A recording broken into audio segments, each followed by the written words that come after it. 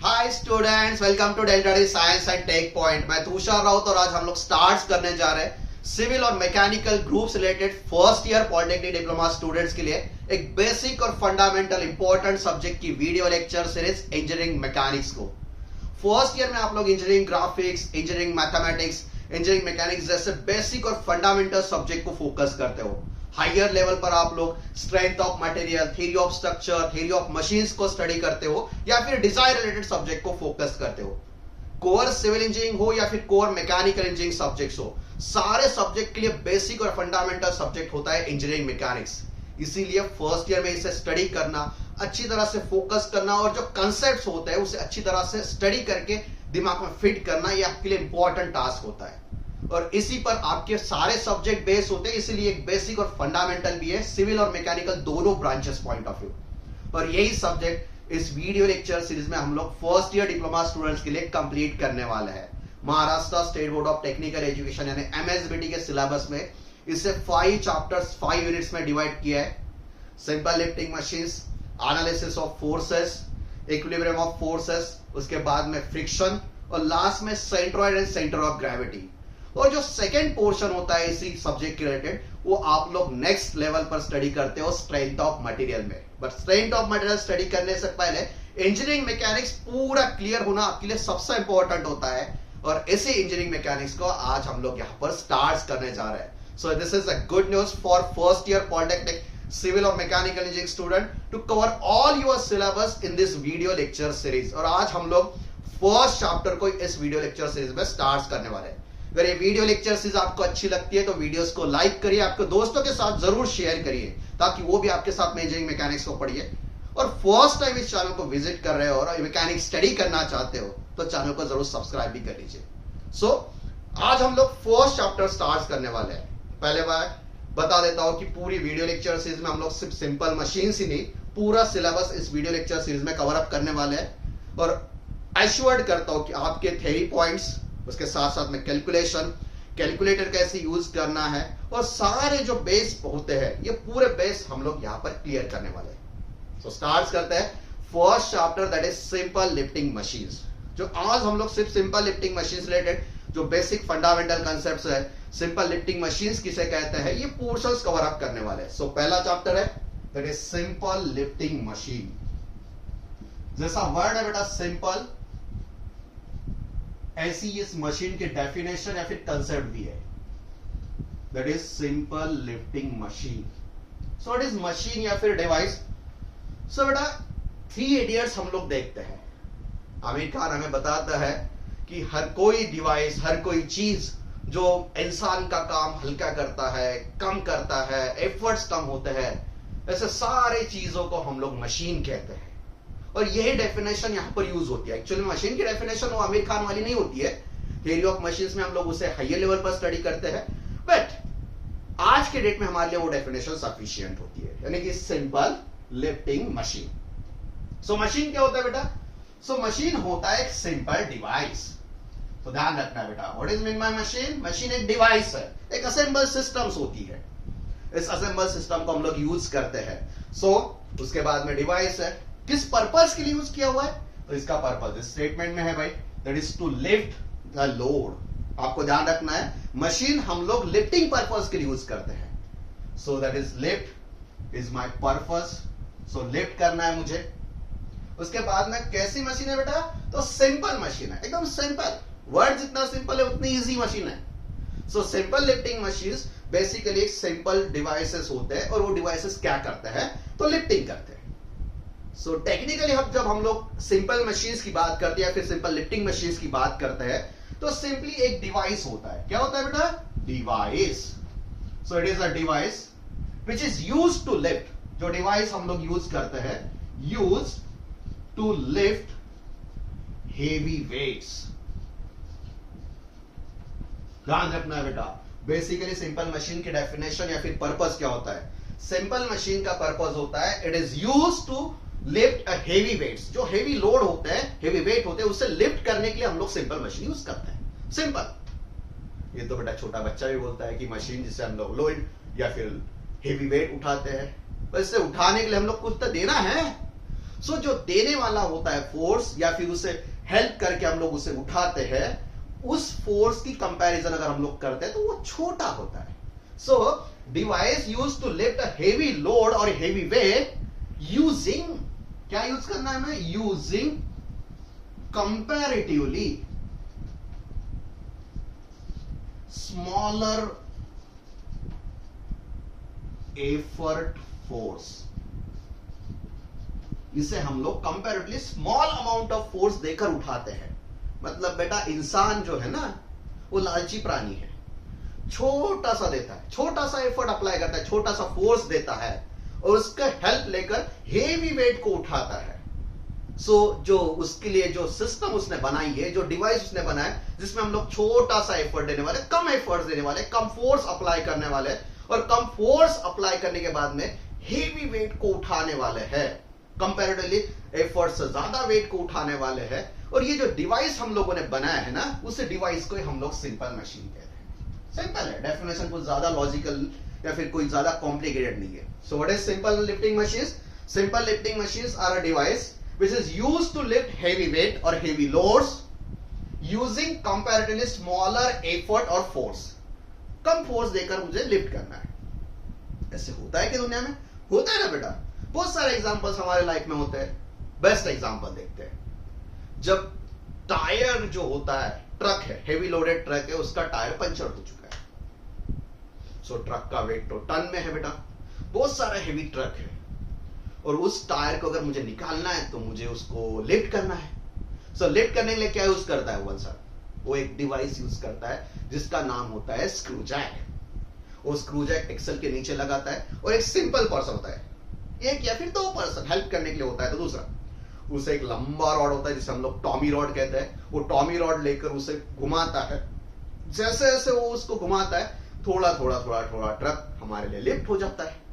मतलब बेटा इतना हेवी लोडेड ट्रक जिसका वेट बहुत सारा किलोग्राम टन में है, उसे एक सिंपल एक पर्सन ने सिंपल उसकी जो जितनी ताकत है, जितने एफर्ट्स वो अप्लाई कर सकता है, उतने ताकत और एफर्ट्स अप्लाई करके उसने उसे लिफ्ट कर दिया. मतलब ये तो कभी पॉसिबल नहीं एक बंदा जो है वो ट्रक को उठाए, एक्चुअल में पॉसिबल ही नहीं है. पर उसी बंदे ने जो स्क्रू जैक यूज किया है, उसे ऐसे घुमा घुमा के उसने हल थोड़ा थोड़ा थोड़ा थोड़ा उसे लिफ्ट कर दिया है. सो स्क्रू जैक हो गया हमारे लिए सिंपल डिवाइस. एक ट्रक है, उसमें बहुत सारा सामान भरा है, उसे मुझे अनलोड करना है. तो क्या करते हैं हम लोग, एक थोड़ा तिरछा जो प्लेन होता है, प्लेन शीट हम लोग उससे लगाते थे और उस प्लेन शीट से उसे उतार लेते हैं. हो गया हमारे लिए प्लेन शीट मतलब सिंपल मशीन. कुआं है, उससे पानी निकालना है, डायरेक्टली अगर निकालते हैं तो थोड़ा ज्यादा एफर्ट्स अप्लाई होता है. हम लोग वहां पर पुली अप्लाई करते हैं, पुली, उससे हमारे एफर्ट रिड्यूस हो जाते हैं. ये हमारे लिए सिंपल मशीन है. पुली सिंपल मशीन. जो प्लेन मैंने यहां पर अनलोडिंग कंडीशन में यूज किया है, सिंपल मशीन. स्क्रू जैक जिसे हम लोग यूज करके हेवी लोडेड ट्रक पंचर के टाइम पे यूज करने के लिए यूज करते हैं, पंचर के टाइम पर उसे लिफ्ट करना है, सिंपल मशीन है. उसके बाद में जो साइट होती है, सिविल इंजीनियरिंग साइट्स होती है, वहां पर मटेरियल ग्राउंड फ्लोर से अपर लेके जाना होता है, तो वहां पर ड्रम पुली सिस्टम्स होती है, वो लिफ्ट करती है, वो भी सिंपल मशीन है. सो सिंपल मशीन का एक सिंपल कंसेप्ट होता है, ज्यादा लोड उठाना है और कंपैरेटिवली उसके लिए हमें कम फोर्स या फिर एफर्ट्स अप्लाई करना है. और जो पूरा असेंबल सेटअप होता है, जैसे कि पुली सिस्टम है, चेन पुली सिस्टम्स है, इंक्लाइन प्लेन है या फिर स्क्रू जैक है, ये सारे डिवाइसेस हम लोग उसे सिंपल मशीन कहते हैं. तो बेटा ज्यादा दिमाग खराब करने की चीज नहीं है. सिंपल मशीन एक डिवाइस जो हेवी वेट उठा रहा है और उसे उठाने के लिए हम लोग थोड़ा कम फोर्स अप्लाई कर रहे हैं और उसी डिवाइस को हम लोग सिंपल लिफ्टिंग मशीन कहते हैं. चलिए, अब सिंपल लिफ्टिंग मशीन होने के बाद में यहां पर आते हैं इसकी टेक्निकल टर्म्स पर.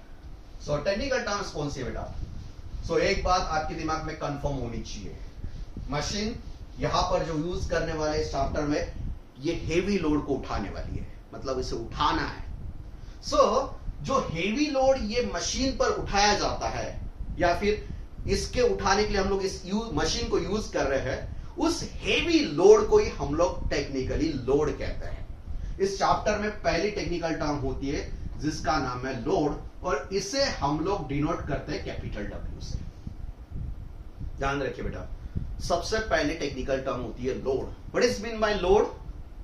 that is heavy weight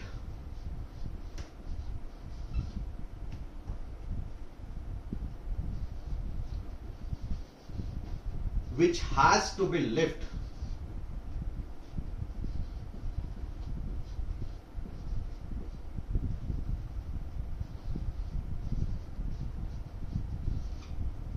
on machine is called as load lifted या फिर सिंपली लोड, उसे हम लोग सिंपली लोड कहते हैं। मान लीजिए ट्रक है, ट्रक हम लोग स्क्रू जैक की हेल्प से उठा रहे हैं, मतलब ट्रक का जो वेट है जिसे हम लोग लिफ्ट कर रहे हैं, सो दैट ट्रक का वेट उसे हम लोग लोड कहेंगे। या फिर हम लोग एक ब्रिक्स के बॉक्स को उठा रहे हैं, तो जिसको उठाना है उसका जो वेट है उसी वेट को हम लोग लोड कहते हैं। सो सिंपल मशीन में लोड का मतलब होता है जो हेवी वेट जिसे उठाने के लिए हम लोगों ने मशीन को इस्तेमाल किया है, मशीन यूज की है, that heavy weight which has to be lifted on that simple machine is called as load. और ये जो लोड होता है ये वेट होता है, यानी कि एक सेट का फोर्स होता है। सो it is a type of force, जो कि एक फोर्स है। अगर ये फोर्स है बेटा तो आपको ध्यान रखना है कि फोर्स जो होता है इसका ऐसा यूनिट होता है न्यूटन। ध्यान रखना है बेटा, वेट एक टाइप का फोर्स होता है और जिसका ऐसा यूनिट जो होता है वो होता है न्यूटन। सो फोर्स है, इसका ऐसा यूनिट न्यूटन है, जिसे हम लोग कैपिटल एन से इंडिकेट कर सकते हैं। और हेवी लोड है, और लोड के लिए हम लोग यूज करने वाला जो नोटेशन यूज करने वाले हैं that is W. So W का मतलब है लोड। सिंपल मशीन में जब भी लोड की बात होती है तो आपको ध्यान रखना है कि जो वेट हम लोग यूज करने वाले उठाने के लिए या फिर उठाने वाले जो वेट होता है उसे हम लोग लोड कहते हैं, दैट इज वेट। सिंपली एक फोर्स है जिसका ऐसा यूनिट न्यूटन होता है। क्लियर हो चुका है भाई साहब? इसी के लिए तो हम लोगों ने सिंपल मशीन यूज की है। किस चीज के लिए सिंपल मशीन यूज होती है? To lift heavy load. भाई उसको उठाने के लिए जब हम लोग मशीन यूज कर रहे हैं तो उसको उठाने के लिए उतना ही फोर्स तो देना नहीं पॉसिबल। अगर उतना ही देना है तो सिंपली आदमी उठा ले उसे। सो जिसको उठाना है उसके लिए जो हम लोग सप्लाई करते हैं उसे कहते हैं एफर्ट्स। सो सेकेंड टर्म होती है एफर्ट्स, दैट इज एफर्ट। इसे हम लोग पी लेटर से नोट करते हैं। एफर्ट का मतलब क्या होता है? So force given to simple machine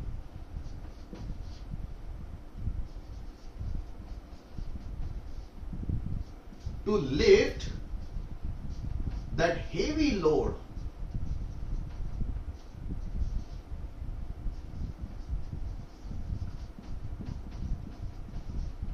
इसे कहते हैं हम लोग एफर्ट्स अप्लाइड। मतलब जो ट्रक है जिसका वेट उठाना है उसे कहते हैं लोड, और जो आदमी उस टॉमी बार पर जो फोर्स अप्लाई करने वाला है ह्यूमन मसल्स से, जितना फोर्स वो उसे उठाने के लिए यूज कर रहा है बेटा, उसी फोर्स को हम लोग कहते हैं एफर्ट्स। सो एफर्ट्स माने कि जो मशीन पर हम लोग सप्लाई करते हैं उठाने के लिए, जो फोर्स उस मशीन पर हम लोग अप्लाई करते हैं, जो मशीन का डिवाइस का जो कंपोनेंट होता है उस कंपोनेंट पर हम लोग अप्लाई करते हैं, उस फोर्स को हम लोग कहते हैं एफर्ट। और उस एफर्ट अप्लाई करके जो वेट वो मशीन लिफ्ट करती है उसको हम लोग कहते हैं लोड। और लोड जो होता है उसे हम लोग डब्ल्यू लेटर से डिनोट करते हैं, और जो एफर्ट्स होता है उसे हम लोग पी लेटर से डिनोट करते हैं। और ये भी एक टाइप का फोर्स होता है। So effort is also a force, जिसका एसआई यूनिट अगर हम लोग लिखते हैं SI unit equals to Newton, जिसे हम लोग कैपिटल एन लेटर से डिनोट करने वाले। सो सिंपली सिंपल मशीन्स में आपको ये दो वर्ड्स अच्छी तरह से फोकस करना है, दैट इज फर्स्ट लोड, जो कि हम लोग वेट उठा रहे हैं उसे कहते हैं हम लोग लोड, और जिसकी हेल्प लेकर हम लोग इसे उठा रहे हैं मशीन को, जो सप्लाई कर रहे हैं हम लोग, उसे कहते हैं हम लोग एफर्ट। और सिंपल मशीन की जो डेफिनेशन होती है उसमें ही होता है कि we are using this machine to lift heavy load by using comparatively lower force, यानी कि एफर्ट्स हमारा कम होना चाहिए और लोड हेवी होना चाहिए। सो आपको हमेशा ध्यान रखना है लोड जो होता है मशीन्स में it is always greater than effort.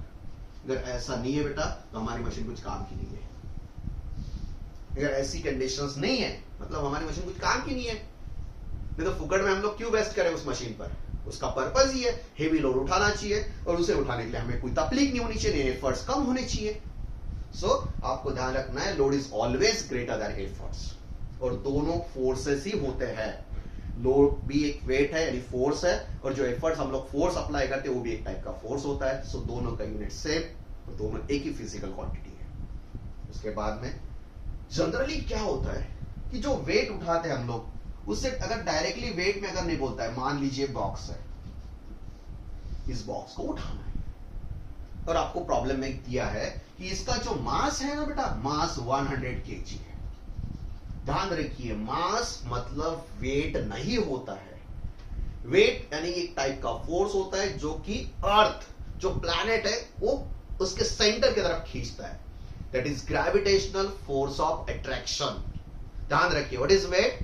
Gravitational force of attraction which is always directed toward the centre of earth, जो कि वर्टिकली डाउनवर्ड होता है। सो वेट एक फोर्स होता है, और मास जो है वो फोर्स नहीं, एक बेसिक फंडामेंटल क्वांटिटी होती है।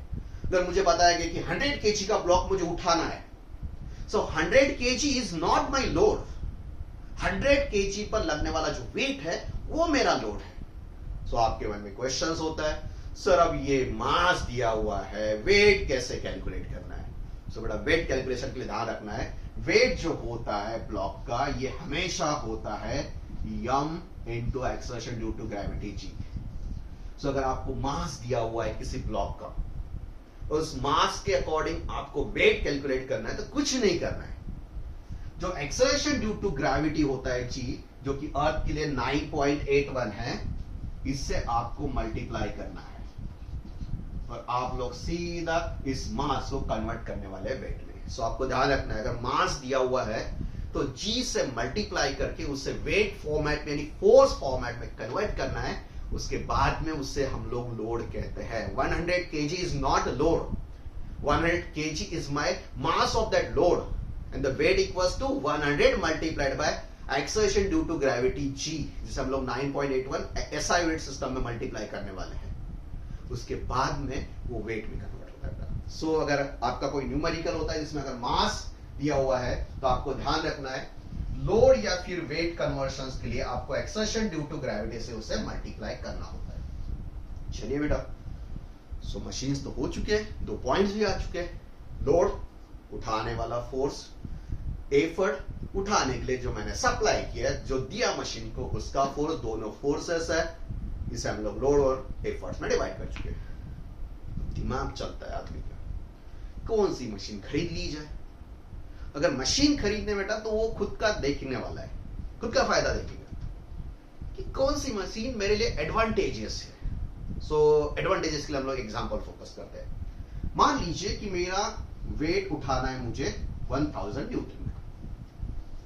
एक मशीन है जो 100 न्यूटन एफर्ट देने के बाद में इस 1000 को उठाता है, और दूसरी मशीन है जो 50 न्यूटन के बाद में उठाता है। तो किसी छोटे बच्चों को भी पूछ लिया कि बेटा 1000 न्यूटन का वेट उठाना है, एक मशीन यूज करने वाले हम लोग। एक मशीन 100 न्यूटन का फोर्स लगाने के बाद में 1000 वेट उठाने वाली है, और दूसरी मशीन है जो कि 50 न्यूटन के बाद में इसको उठाने वाले, लिफ्ट करने वाली है। तो छोटा बच्चा भी बोलने वाला है, सर ये 50 न्यूटन है ना, जो कम है, उसे खरीद लीजिए, क्योंकि कम एफर्ट्स में ज्यादा लोड उठा रही है।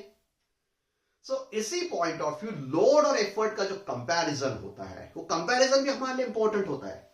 वो कंपेयर करना भी बहुत इंपॉर्टेंट चीज होती है, और इसीलिए हम लोग इस बात को भी यहां पर कंपेयर करते हैं। और ये जो कंपैरिजन होती है, ये कंपैरिजन हमारे लिए हेल्पफुल होती है to choose a proper machine जो कि हमारे लिए बेनिफिशियल होने वाली है। सो इसी के साथ में हम लोग थर्ड टर्म यहां पर इंट्रोड्यूस करते हैं, जिसका नाम होता है मैकेनिकल एडवांटेज।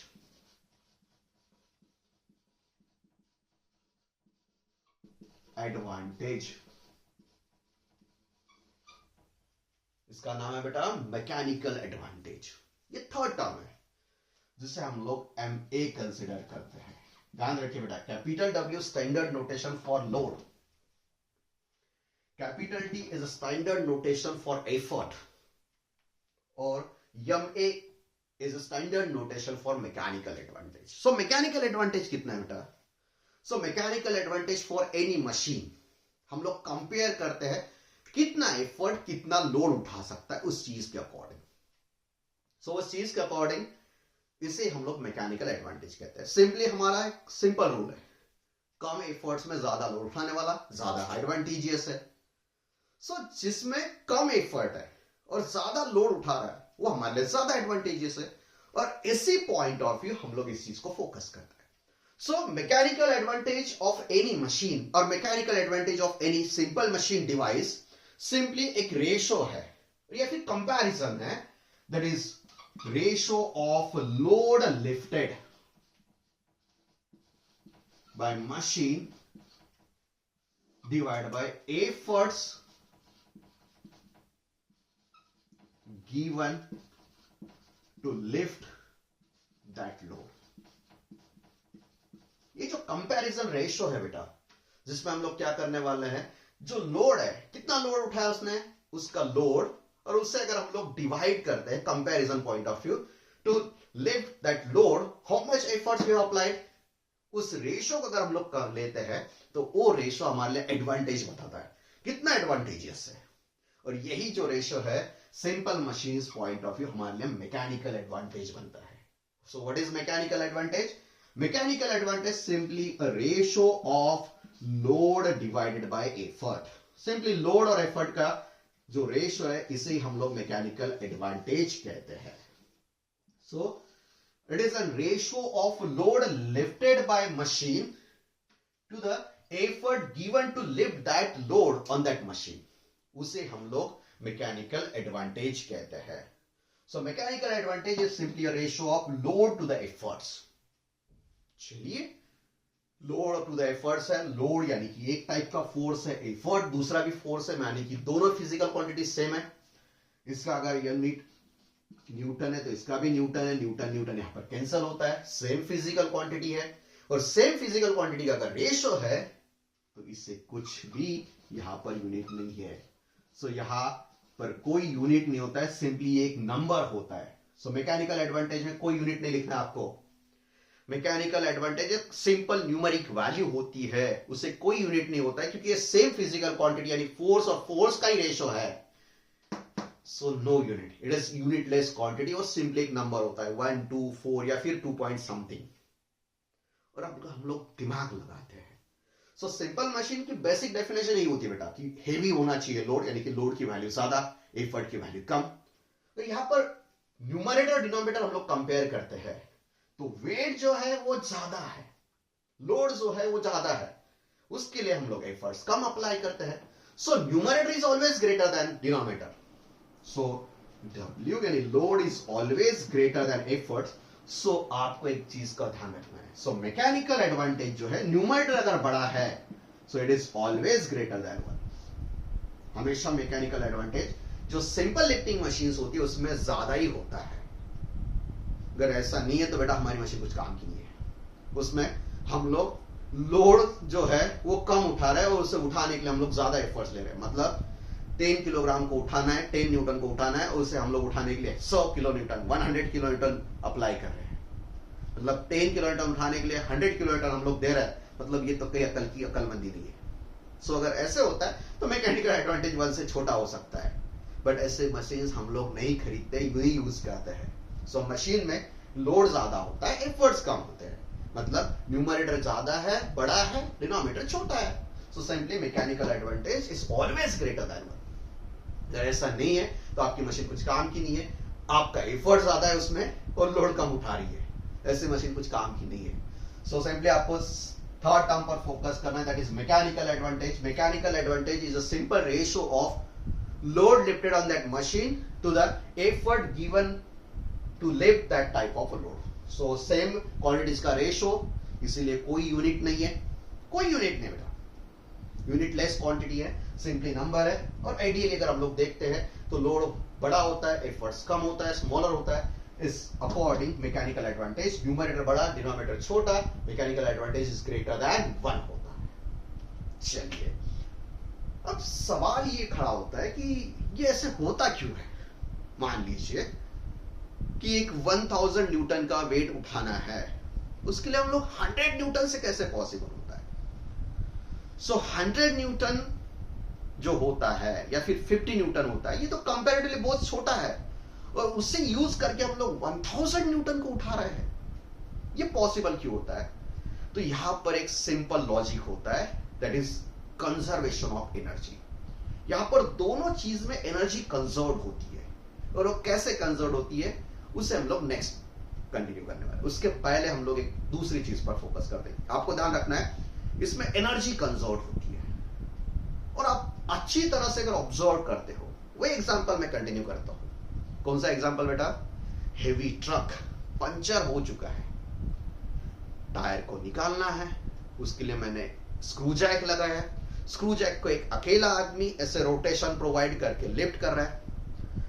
सो उसे अगर आप लोग क्लोजली ऑब्जर्व करते हो, तो जो एफर्ट होता है, यानी कि जो आदमी हाथ से जैसे फोर्स लगाता है, तो फोर्स जब लगाता है तो ये सब पूरा यहां से बड़ा लंबा सर्कल कंप्लीट होता है, ऐसा फोर्स लगाकर, यानी कि ये हो चुका है हमारे लिए डिस्टेंस ट्रैवल्ड या फिर डिस्टेंस मूव बाय एफर्ट। हम लोग आदमी जो एफर्ट लगा रहा है और फोर्स लगाने के बाद में इतना उसका क्या हो रहा है बेटा? Distance travelling. इतना बड़ा उसने डिस्टेंस ट्रैवल कर दिया बेटा। उसको अगर हम लोग कंपेयर करते हैं तो वहां पर जो ट्रक लिफ्ट होता है ना, वो ज्यादा से ज्यादा 1 mm लिफ्ट होता है, थोड़ा सा लिफ्ट होता है, थोड़ा थोड़ा थोड़ा थोड़ा लिफ्ट होकर ऊपर जाता है बेटा। ज्यादा से ज्यादा कितना होता है? 2-4 सेंटीमीटर हम लोग उसे लिफ्ट करते हैं। वो 2-4 सेंटीमीटर या फिर 5 सेंटीमीटर इतना छोटा सा लिफ्ट करने के लिए हम लोग को कितने चक्कर काटने होते हैं, कितनी बार हम लोग उसे घुमाते हैं। सो इसके पीछे जो बेसिक लॉजिक होता है, जो एफर्ट हम लोग अप्लाई करते हैं, उसमें जो मोशन होता है एफर्ट का, वो मोशन बहुत ज्यादा होता है, और उसके कंपैरिजन में जो लोड लिफ्ट होता है, उसे हम लोग उठाते हैं, उसका जो ट्रैवलिंग डिस्टेंस है, उसका मोशन जो है बहुत छोटा होता है, और यही उसके पीछे का लॉजिक होता है। सो आपको जब ध्यान रखना है कि जब ये सिंपल मशीन्स यूज होती है, तो जो डिस्टेंस मूव होता है एफर्ट्स का, उसके वैल्यूएशंस बहुत ज्यादा होती है, और उसके कंपैरिजन में जो लोड लिफ्ट होता है, उसका डिस्टेंस बहुत ही कम होता है।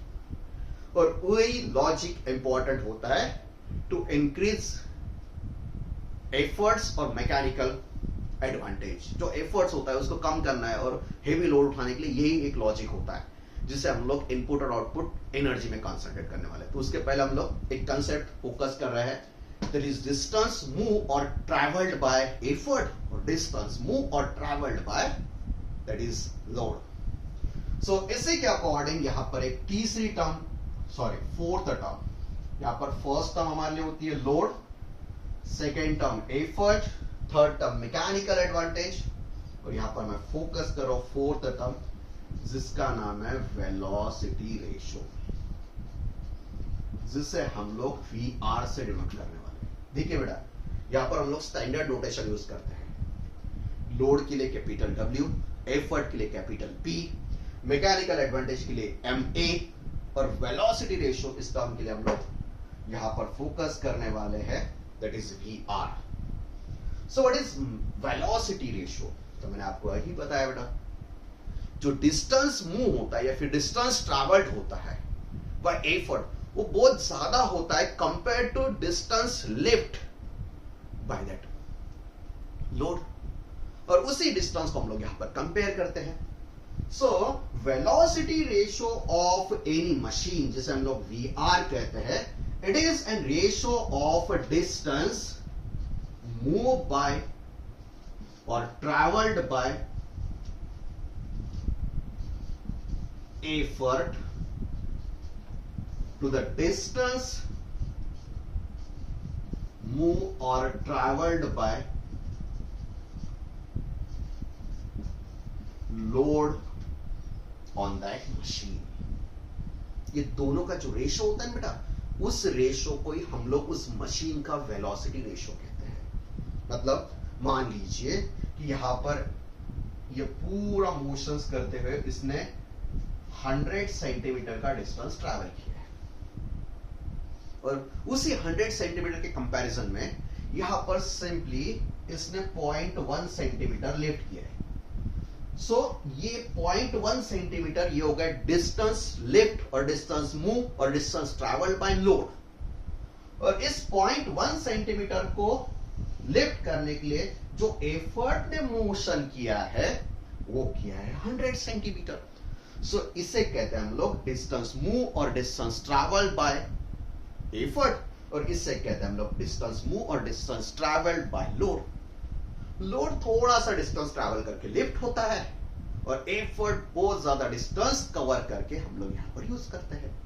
यही बेसिक फंडामेंटल होता है। सो कोई भी मशीन्स होती है, सिंपल मशीन्स, उसमें जो डिस्टेंस मूव बाय एफर्ट होता है, एफर्ट का ट्रैवल किया हुआ डिस्टेंस, और उसी डिस्टेंस के कंपैरिजन में उसने कितना लोड लिफ्ट करने के लिए डिस्टेंस ट्रैवल किया है, ये जो दोनों का रेशियो होता है उस रेशियो को हम लोग कहते हैं वेलोसिटी रेशियो। मान लीजिए इसे हम लोग y कंसीडर करते हैं और इसे हम लोग x कंसीडर करते हैं। बेटा y और x का कोई ज्यादा लोड मत लीजिए, क्योंकि स्टूडेंट बहुत बार कंफ्यूज होते हैं, सर ये y किसको इंडिकेट करना है। तो स्टूडेंट फार्मूला रखते हैं velocity ratio equals to y divide by x, और न्यूमेरिकल सॉल्व करते टाइम ये नहीं समझ में आता कि सर ये y मतलब डिस्टेंस ट्रैवल बाय एफर्ट है या डिस्टेंस ट्रैवल बाय लोड है। सो वेलोसिटी रेशियो के टाइम पर आपको हमेशा ध्यान रखना है velocity ratio is distance move or travel by effort to the distance travel or move by load होता है, जो कि traveling of effort is always greater। Simple machine है तो ज्यादा ही डिस्टेंस ट्रैवल करता है एफर्ट, और उसके कंपैरिजन में लोड जो डिस्टेंस ट्रैवल करता है वो बहुत छोटा होता है। यानी कि यहां पर भी देखिए x जो होता है उसके कंपैरिजन में y is always greater, so y is very very greater। This is distance moved or traveled by effort is always greater than distance traveled or moved by load। ये हमेशा ज्यादा होता है। इसी के कारण, इसी के अकॉर्डिंग ये जो मशीन है हमारे लिए कम एफर्ट्स लगाकर ज्यादा लोड लिफ्ट करती है। बेटा इसका लॉजिक हम लोग इसके बाद में स्टडी करने वाले हैं। सो y is always greater than x, मतलब यहां पर भी देखिए न्यूमरेटर बड़ा है, डिनोमिनेटर छोटा है। सो मैथमेटिक्स हमें इजीली समझाता है बेटा कि अगर न्यूमरेटर ज्यादा है, डिनोमिनेटर छोटा है, मतलब दैट इज वेलोसिटी रेशियो, जिसे हम लोग y डिवाइड बाय x कह रहे हैं, this is always greater then 1। ये भी हमेशा ग्रेटर देन 1 ही होता है। सो ध्यान रखिए मैकेनिकल एडवांटेज, सिंपल मशीन्स अगर अच्छी खासी है और मशीन है आइडियल कंडीशंस में, तो मैकेनिकल एडवांटेज कंफर्म बड़ा ही होना चाहिए 1 से। और वेलोसिटी रेशियो जो कि distance move by effort to the distance move by load, ये y डिवाइड बाय x, ये भी हमेशा ग्रेटर देन 1 ही होनी चाहिए। और जब मशीन बनाते हैं हम लोग या फिर मशीन असेंबल होती है तो उसका जो सेटअप होता है ना, उस सेटअप के अकॉर्डिंग ये डिस्टेंस ट्रैवल बाय एफर्ट और डिस्टेंस ट्रैवल बाय लोड, ये जो रेशियो होता है ना, ये हमेशा कांस्टेंट बना रहा होता है। मतलब इतना अगर डिस्टेंस एफर्ट ट्रैवल करेगा तो इतना ही डिस्टेंस लोड मूव करने वाला है। सो जब एक मशीन बनती है तो उस मशीन का जो वेलोसिटी रेशियो होता है वो कभी चेंज नहीं होता है। मतलब स्क्रू चेक है, उसका वेलोसिटी रेशियो कुछ तो भी फाइनलाइज है, तो उस पर मैं कौन सा एफर्ट अप्लाई कर रहा हूं या फिर कौन सा लोड उठा रहा हूं, इसका कोई मतलब नहीं है। ये वेलोसिटी रेशियो एक इंडिपेंडेंट पैरामीटर होता है जो मशीन के स्ट्रक्चर पर डिपेंड करता है, मशीन का कंस्ट्रक्शन जो होता है उसी पर डिपेंड करता है। एक बार मशीन बन चुकी है मतलब मशीन के लिए वेलोसिटी रेशियो कांस्टेंट है, मतलब कितना डिस्टेंस ट्रैवल करता है तो जितना है उसके लिए उतना ही, और उसी के सेटअप के हिसाब से उसका लिफ्टिंग लोड वाला डिस्टेंस भी होता है। सो एक मशीन बनने के बाद में जब तक उसको मशीन को हम लोग डिस्ट्रॉय करके दूसरी उसी टाइप की मशीन नहीं बनाती या फिर कोई असेंबल सेटअप नहीं चाहिए होता है बेटा, तब तक वेलोसिटी रेशियो नहीं चेंज होता है। मतलब अगर मैं किसी मशीन को यूज कर रहा हूं, उस पर पहले कुछ तो भी नया एफर्ट था, अब नया एफर्ट अप्लाई कर चुके हैं, पहले कुछ दूसरा लोड उठा रहे थे, अब दूसरा लोड उठा रहे हैं हम लोग, तो उस टाइम पर आपके लिए ये जो वेलोसिटी रेशियो वाला कंसेप्ट होता है ना, ये नहीं चेंज होता है, क्योंकि मशीन का स्ट्रक्चर असेंबल सेटअप एक ही है और उसी सेटअप के अकॉर्डिंग इसका जो रेशियो है ये फिक्स्ड होता है। सो एक बार अगर मशीन बना दी हम लोगों ने तो इसका वेलोसिटी रेशियो वाला कंसेप्ट कभी चेंज नहीं होता है, it is always remains constant. For particular type of machine velocity ratio is always constant, वो भी हमेशा ज्यादा होती है। और जितना वेलोसिटी रेशियो ज्यादा होता है, जितना वेलोसिटी रेशियो ज्यादा होता है, जितना मैकेनिकल एडवांटेज ज्यादा होता है, ये दोनों पॉजिटिव पैरामीटर्स होते हैं to use a simple lifting machines. और सिंपल लिफ्टिंग मशीन्स में इंपॉर्टेंट पैरामीटर्स भी होते हैं। सो सिंपल लिफ्टिंग मशीन के लिए 4 बेसिक पॉइंट्स है बेटा. That is load, that is heavy weight जिसे हम लोग उठाते हैं, फोर्स है, इसका ऐसा यूनिट न्यूटन है. उसको ही उठाने के लिए जो फोर्स हम लोग उससे देते हैं जिसे हम लोग एफर्ट कहते हैं, ये कंपैरेटिवली लोड से छोटा है. यही comparison load lifted by machine to the efforts given to that lifting purpose of that machine, इसे हम लोग मैकेनिकल एडवांटेज कहते हैं, जिसे हम लोग एमएड लेटर से डिनोट करते हैं. वेट डिवाइडेड बाय लोड, यानी कि load divided by effort, sorry. So यही होता है जनरली. वेट लोड जो होता है वो ज्यादा होता है, एफर्ट्स कम होता है, सो मैकेनिकल एडवांटेज ज्यादा होता है. वेलोसिटी रेशियो कोई यूनिट नहीं होता इसे. उसके बाद में sorry mechanical advantage, velocity ratio distance travel और move by effort to the distance travelled of load. इस डिस्टेंस वाले रेशियो को हम लोग वेलोसिटी रेशियो कहते हैं. ये भी सेम फिजिकल क्वांटिटीज है. अगर ये सेंटीमीटर में है तो ये भी सेंटीमीटर में, ये लेंथ है तो ये भी लेंथ है. इसके according metre divide by metre होता है, तो इसको भी कोई यूनिट नहीं है. So this is no unit. ये भी यूनिटलेस क्वांटिटी है, सिंपल नंबर है. Mechanical advantage is also simple number, और velocity ratio for machine is also a simple number. और एक पर्टिकुलर मशीन सेटअप के लिए वेलोसिटी रेशियो जो है वो थ्रू सिस्टम कांस्टेंट होता है. एफर्ट और लोड जो है according to loading conditions effort और लोड चेंज हो सकते हैं. ये चेंज होते ही है. मतलब 1000 न्यूटन के लिए 1000 के लिए 500 न्यूटन एफर्ट्स होता है. सो 600 न्यूटन की जब हम लोग एफर्ट देने वाले हैं तो उसके लिए ज्यादा लोड लिफ्ट हो सकता है उसके अकॉर्डिंग. सो उसका जो कनेक्शंस होता है वो मैकेनिकल एडवांटेज में होता है. ओके, सो मैकेनिकल एडवांटेज और वेलोसिटी रेशियो जिसका कोई यूनिट नहीं होता है, ये हमारे लिए इंपॉर्टेंट पैरामीटर्स होता है. ओके, सो मैं एक्सपेक्ट करता हूं कि आपको ये 4 पैरामीटर जो कि सिंपल लिफ्टिंग मशीन्स के बेसिक और फंडामेंटल पोर्शंस होते हैं, ये समझ में आ गई. इसके बाद में जो क्वेश्चंस है कि सर ऐसे होता क्यों है कि कम एफर्ट्स लगाने के बाद में ज्यादा लोड हम लोग कैसे लिफ्ट कर पाते हैं, उसके पीछे का जो लॉजिक होता है वो लॉजिक होता है एनर्जी रिलेटेड कंसेप्ट्स का. और ये एनर्जी रिलेटेड जो कंसेप्ट्स है उसे हम लोग नेक्स्ट सेशन में कंप्लीट करने वाले हैं. उसके बाद में हम लोग इफिशिएंसी की बात करेंगे, कितनी इफिशिएंसी हो सकती है, एनर्जी सप्लाई कितनी करते हैं हम लोग, उसके बाद में यूटिलाइजेशन कितना होता है एनर्जी का. ये सारा जो पोर्शन है ना हम लोग नेक्स्ट सेशन में कंटिन्यू करते हैं.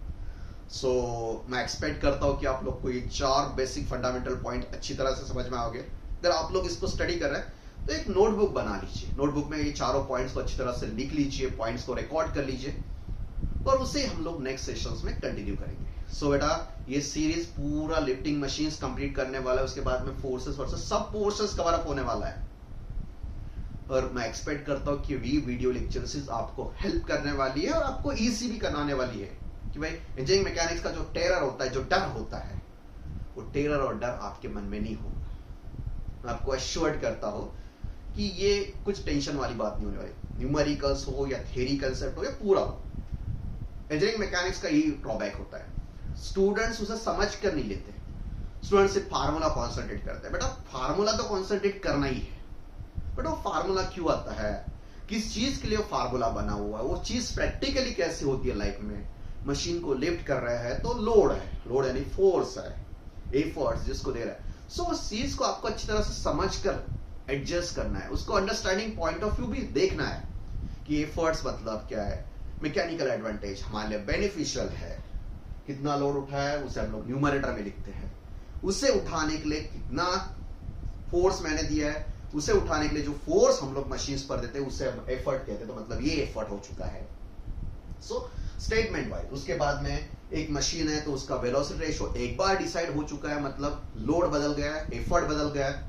उसके बाद में भी उसका स्ट्रक्चर नहीं चेंज हुआ, मतलब वेलोसिटी रेशियो नहीं चेंज होता है.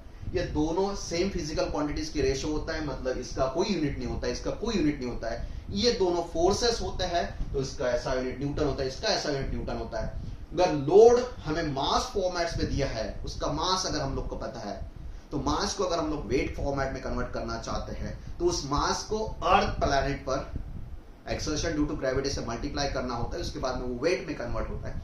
ये सारे फंडामेंटल्स पॉइंट्स आपको अच्छी तरह से पता होना चाहिए. और इसे फंडामेंटल्स के साथ में हम लोग इस सेशंस को यहाँ पर क्लोज कर रुक देते हैं. उसके बाद में क्यों होता है, इस क्वेश्चंस को हम लोग नेक्स्ट सेशंस में स्टार्ट करने वाले हैं. दैट इज ऐसा क्या है कि कम एफर्ट्स अप्लाई करने के बाद में भी ज्यादा लोड उठाता है, जो कि एनर्जी कंजर्वेशन का कंसेप्ट है, उसे हम लोग नेक्स्ट सेशंस में कंटिन्यू करेंगे। इफिशियंसी, उसके साथ साथ में लॉ ऑफ मशीन्स को भी इसी सेशन में हम लोग कंटिन्यू करेंगे। सो एक्सपेक्ट करता हूं कि आपको ये सेशन अच्छा लगा है। अगर ठीक लगा है ना बेटा, तो लाइक जरूर कर देना, आपके दोस्तों के साथ जरूर शेयर करिए, और फर्स्ट टाइम इस चैनल को आए हो तो सब्सक्राइब करके जरूर जाना। नेक्स्ट वीडियो में एश्योर्ड करता हूं इससे भी बेटर और अच्छा नॉलेज देकर आपको इंजीनियरिंग मैकेनिक्स में अच्छी तरह से फोकस करवाएगा। Okay, thank you for watching this long video and your support. Thank you.